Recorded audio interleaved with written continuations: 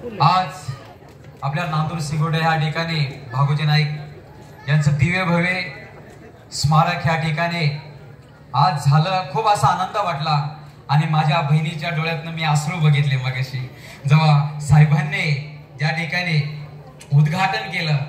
माझ्या बहिणीच्या डोळ्यातनं आसू आलेले आहे। आज तुम्हाला सांगतो 75 वर्षांनंतर आमचे एवढे आमदार एवढे खासदार असून आतापर्यंत त्यांच्याने एक लव्याची छोटी मूर्ती सुद्धा बसवण्यात आली नाही। पण आज कोकटे साहेबांच्या रूपी देव आहे, देव आदिवासींसाठी देव आहे। कारण 75 वर्षांनंतर भागोजी नाईकांचं या ठिकाणी स्मारक म्हणजे पवारांना पुन्हा सर तुम्ही जिवंत केलं, पुन्हा पवारांना जिवंत केलं। या आदिवासींना दाखवलं की ह्या क्रांतिकारकांमुळे आपण आहोत। त्या क्रांतिकारकांचे स्मारक 75 वर्षांनंतर आज झालं की आमचे एवढे आमदार एवढे खासदार असतात पण त्यांनी आतापर्यंत कधी विचार केला नाही का की साहेबांनी विचार केला।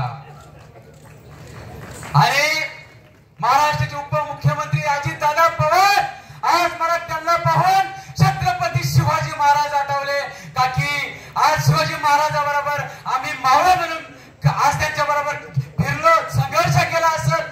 आज मी तुम्हाला सांगतो की आज पवार साहेबांकडे बघून मला असं वाटतं की खरंच त्यांनी मावळ्यांचा विचार करून या ठिकाणी स्मारकाला निधी मंजूर करून दिला। आणि माझ्या बहिणीला काय काय त्रास झाला हे कोणाला माहिती नाही।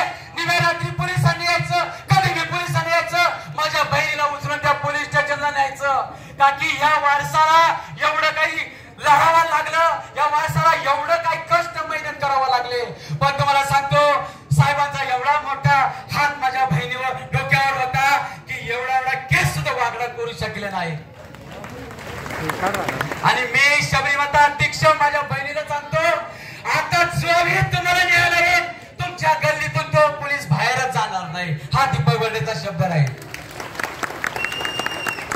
का की हे आदिवासीचं रक्त आहे, आदिवासीचं रक्त आहे का की या भागोजी नाईकांचं तुम्ही वंशज आहे। आमचं कर्तव्य आहे की तुमचं रक्षण करणं आमचं हे आदिवासींचं कर्तव्य आहे का नाही?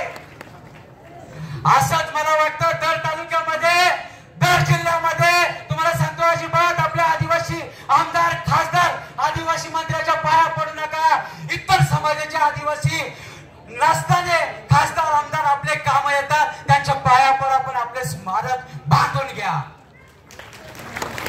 का की आपला इतिहास का की आज तुम्हाला सांगतो महाराष्ट्रामध्ये एवढे कॉलेज आहेत एवढे शाळा आहेत पण आतापर्यंत मला वाटत नव्हतं की आमच्या आदिवासी मुलांना कुठल्या आदिवासी क्रांतिकारकांच्या त्या ठिकाणी सहल गेली असेल। पण मला वाटतं की आता महाराष्ट्रातल्या सहली ह्या ठिकाणी येत्याल आणि आदिवासी मुलांना या ठिकाणी भागोजी नाईकांचा इतिहास दिसल।